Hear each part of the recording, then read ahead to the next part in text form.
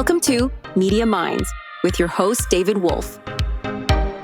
Welcome to Media Minds. I'm your host, David Wolf. Joining us on this segment is Mary Boza-Crimmins. She's the founder of Crimmins Communications and the author of Taking the Holy Spirit to Work. Mary also publishes Ourselves, Our Posterity, which is a Substack newsletter.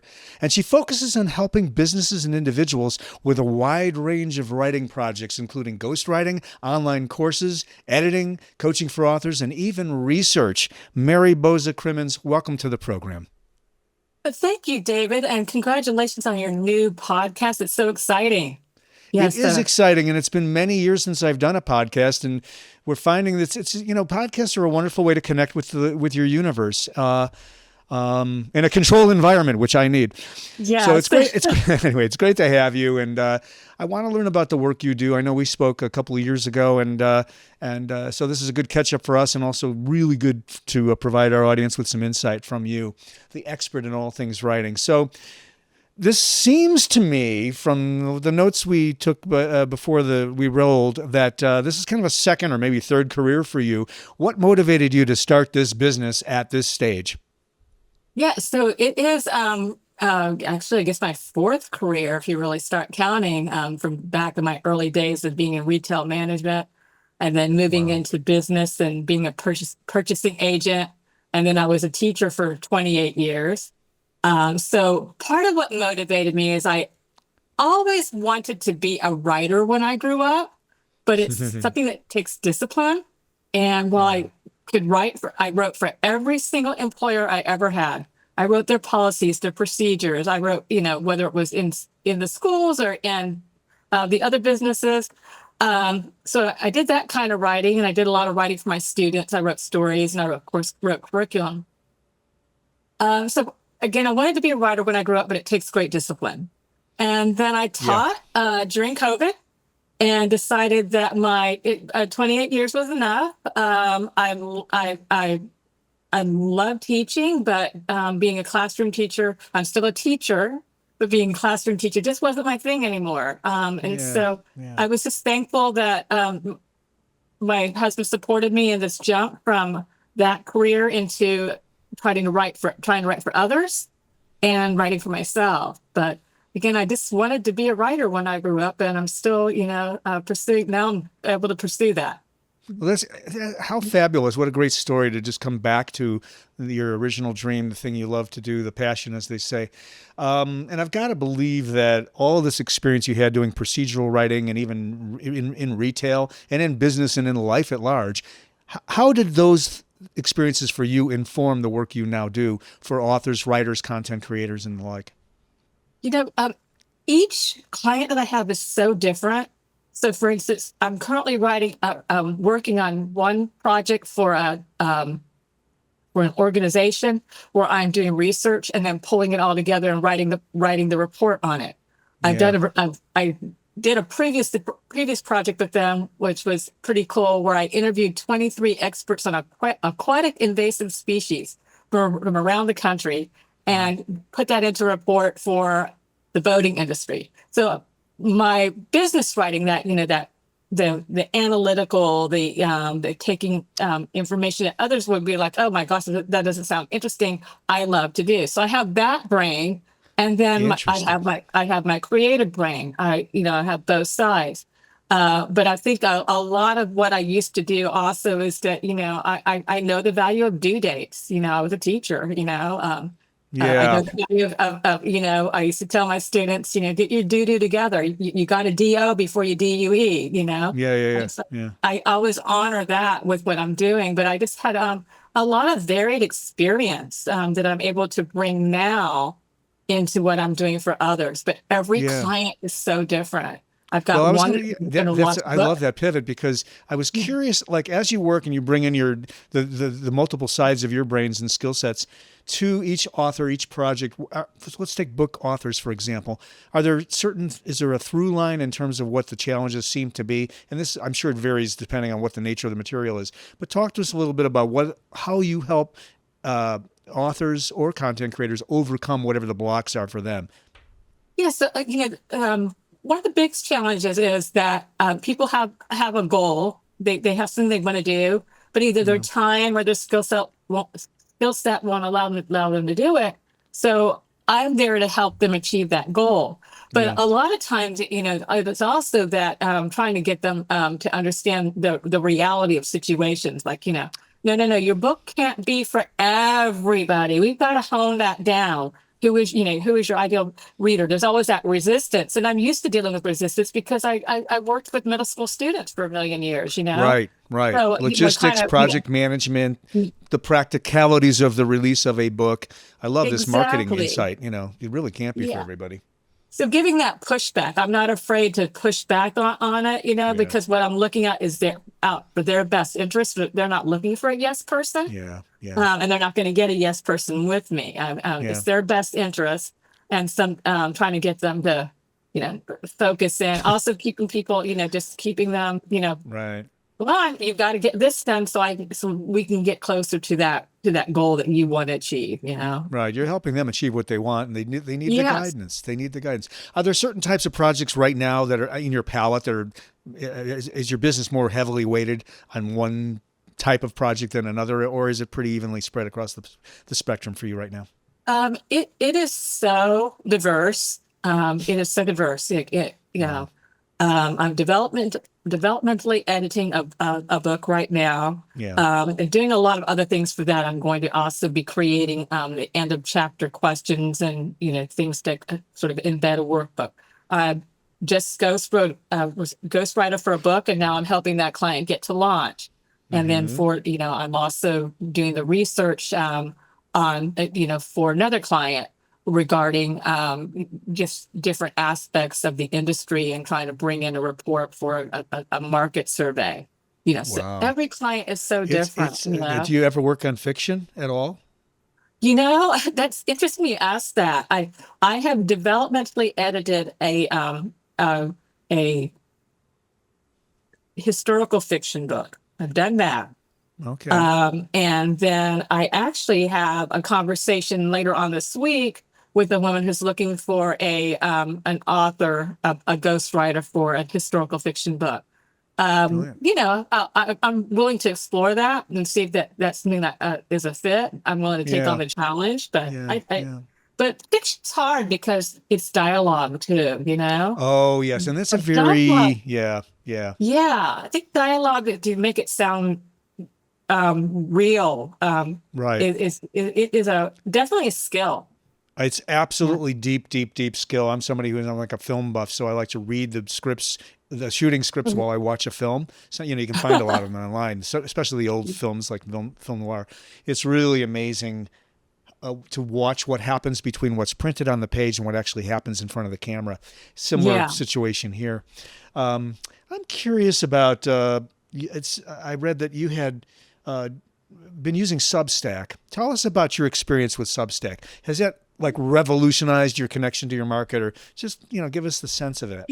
I'm pretty new with Substack, and what I've just recently done is I'm currently getting certified with an organization to be a guided autobiography instructor.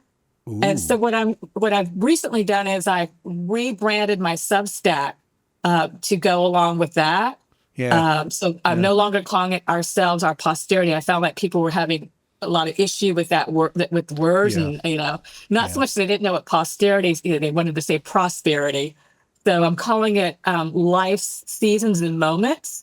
And so what I'm going to do is I'm going to use that Substack to tell people's stories, and I'm also going to be creating that offering for people who they want to tell their story, but they don't need a ghostwriter, but they want to tell their story. And so I'm going to create the course for people who want to do that. And it's really cool. It's not therapy, but it's very therapeutic. Nice. It's very relational. So so I'll be launching that soon. I'm very excited about it because I can go back into teacher mode as well. Yes. Yes. I also read that you've developed courses for others, right? That's been part of your services that you offer. Yeah. So it's the craziest thing, David. It was my first one was a course on for professionals in the parasailing industry. Oh, right. Yeah, It was yeah. You're going professional down right down a development. narrow vertical there. Yeah. Yeah, I have never carousel before, but there was an expert that gave me all of this content, and so I, Yeah. brought it all down, Yeah. using my teacher skills and my writing skills, and created the Yeah. quizzes and created all the assignments and Hmm. all. So Hmm. I love that, and I'm looking forward to when part two of that, because it was part one, and we're gonna Yeah. we just did the beta on part one, so I'm looking forward to part two. Yeah. Yeah, that's an interesting thing because it really does pull on your actual teaching experience. What makes a course when you're writing a course, whether it's video and et cetera, for Kajabi or whatnot? What makes a course? Is there something that makes it engaging, that You makes it know, work? the thing is, I'm always a big believer in, one-on-one, not one-on-one, but being in person is the best way to learn. Right. But for professional development, for time and for efficiency, Hmm. obviously doing things online is a trend. So what you have to do is you have to make the units small.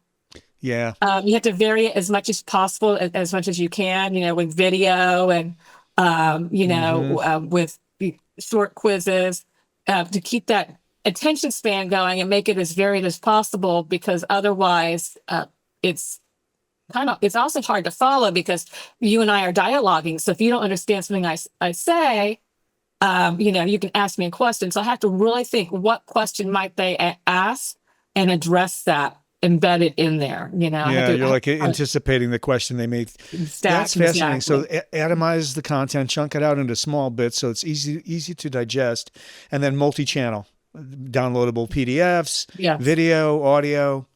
everything. Trying to think if Yeah, there's any other channels you can explore there. Totally. everything that you could possibly use. I even have them do notebook, assignments. So just kind of pulling that whole arsenal Hmm. and bring it in. Everything that you can And possibly use. and it sounds like with your natural curiosity, you're subject matter agnostic, shall we say? I'm Yeah, gonna yeah. guess And I do have parasailing. natural curiosity. I have to Right. rein myself in. Yeah. Oh, oh, cool. Well, it sounds like you're very much in the zone. We're visiting with Mary Boza-Crimmins, CrimminsCommunications.com. It's CRIMMINS communications.com. We'll have everything in the show notes for everyone. And tell us again your Substack. My Substack is Life, Seasons, and Moments. Okay. And Okay. what I'm Excellent. focusing on is it's really geared toward 55 plus community of living your best life, and um, and Ooh. also leaving a legacy. Ooh. Can we unpack that a little bit? So Yeah. I'm getting up there in age, and I think about these things more and more. Legacy, being meaningful. Am I chasing money and transactions, or am I actually building a business that transforms people's lives? It's all of those things. What are some of the themes that are coming up? The themes. Yeah, the themes Yeah. in the work that you're doing for this sort of Yeah. advanced age group, if you like, 55 Yeah. and So up. some And I'm things, actually 10 years north of that. So yeah. yeah. So the theme that we're in the class tonight that we're going to be addressing it will be gender and sex. Ah, Which I thought was really interesting.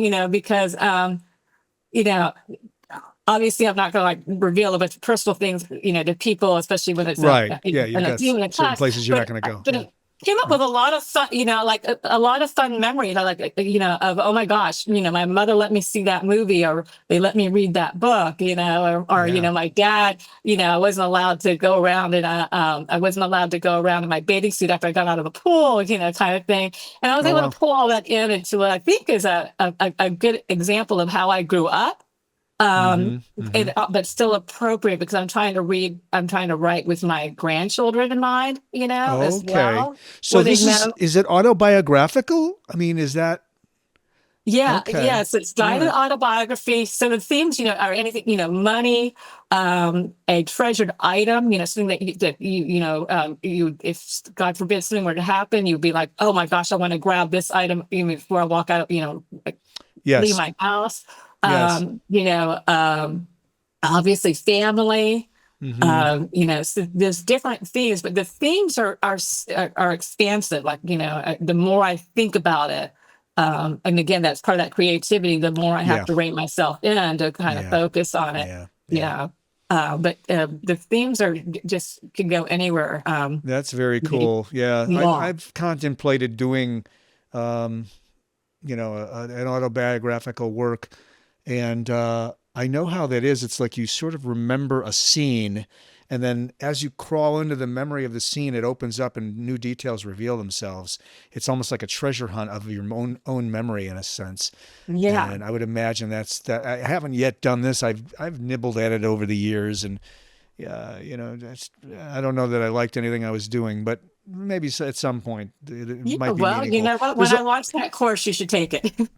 There's absolutely, and there's always this sense, and I know a lot of people have this self-conscious sense that who's going to care, particularly when it's an autobiographical. Can I find nuggets? Can I find a treasure trove of helpful things to help others transform their life or inform how to live differently or provide affirmations about, yes, they did do it the way they should do it. So it's all very interesting. Yeah. So you're a psychologist. You write procedural stuff. You help with websites too, right? I mean, it really can be any type of content, right? Yeah. So I've done several websites where I've written and designed them, and then I work with somebody who builds them. Yeah, exactly. The WordPress or whatnot part of it, you stay out of that, but the content itself you can really do.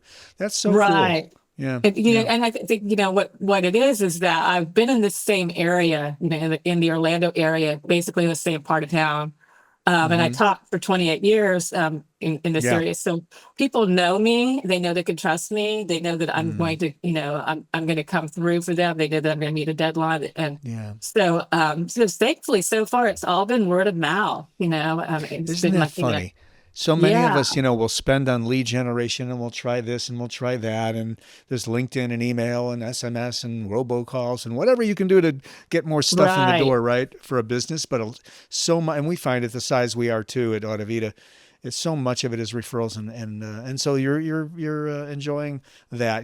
That's your brand. That's where your brand lives, is that trust you just mentioned, and people know that when they call you, they can count on you for the things you do. Thank you for pointing that out, because I hadn't really thought about that as being part of my brand. But that's the experience they have of you, I believe, is the brand. That's the way I think about it sometimes. Very cool. Well, CrimminsCommunications.com is the website. Give me the Substack again. I didn't note it here. It is Life's Seasons and Moments. Okay, excellent. Yeah. And we'll have all of that in the show notes. Thank you so much, Mary, for doing this, and we'll do it again soon. And good luck with all the, no shortage of projects for you, right? Yeah, it all makes sense to me because, I got the client work, and then I've got, my other work, my own writing. But then my own writing is going to support my client work, So yes, that's a beautiful mix, people right? Look at me like, you haven't slowed down since you stopped teaching. I said, oh, yeah. I walk the dogs in the middle of the afternoon. I watch a couple television shows in the evening. Couldn't do any of that when I was teaching. So, I slowed down. No, but I still exactly. work hard. You're in a zone right now where there's you're managing your own time. You're having fun with all the projects. This is what we all want, really. I think. Well, I shouldn't speak for all of us, but it's desirable to me. One of the things I treasure the most about everything in my life is the time. Being able to control time. Yes. So, I hear you. Definitely. Thanks for joining us today. And we'll do Thank it you, again. David. I appreciate it. You've been listening to Media Minds with your host, David Wolf. Media Minds is produced by Autovita Studios, a premier production company producing audiobooks and podcasts for clients worldwide. Be sure to subscribe wherever you get your podcasts. To learn more about the team at Autovita Studios, visit autovita.com.